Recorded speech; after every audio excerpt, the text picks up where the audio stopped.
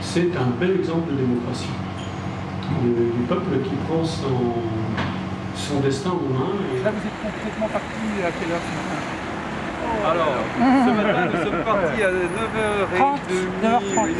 Et aujourd'hui, à travers l'initiative qui est celle de Bretagne Réunie, de nous interpeller ici à Paris, après un périple à vélo parti de Saint-Nazaire le 14 juin, c'est une manière de nous relancer dans les enjeux de cette Bretagne réunie à 5 départements. 105 000 signatures, donc un peu plus de 10% du corps électoral de la Loire-Atlantique ayant confirmé son vœu de voir le rattachement. C'est déjà un signe très fort. Vous avez réussi quelque chose qui est quand même à mettre dans les annales. Réunir 105 000 signatures, c'est un exploit et c'est un bel exemple de démocratie. Cette envie des citoyens d'être davantage impliqués, d'être davantage associés dans les décisions.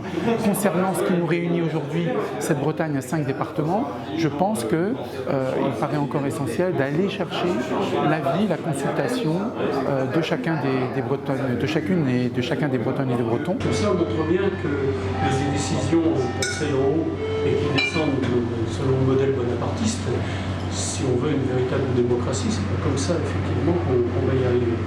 Donc là, je crois que les Gilets jaunes aussi quelque part, avec sans doute des erreurs, avec des provocations, mais nous ont demandé une véritable démocratie participative.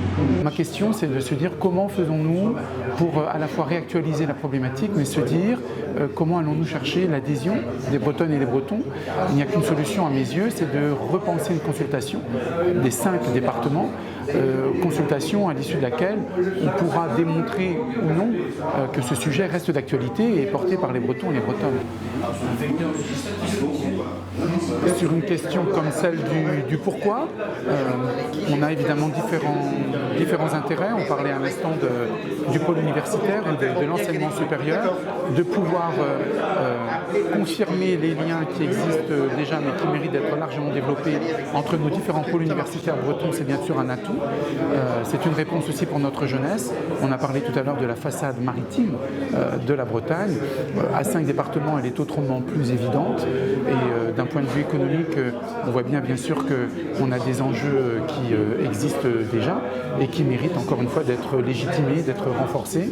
Je pense à Rennes, je pense à Nantes, je regarde les derniers résultats électoraux de la consultation sur l'Europe, de l'élection sur l'Europe, dans laquelle les 2 sœurs jumelles, tel a été le titre d'un média, ont eu le même comportement électoral, avec cette volonté d'une région progressiste, ouverte sur l'Europe, ouverte sur le monde. Et cet enjeu-là, je pense qu'on peut le porter d'une manière beaucoup plus efficace, singulière et déterminée finalement, à travers une Bretagne à 5.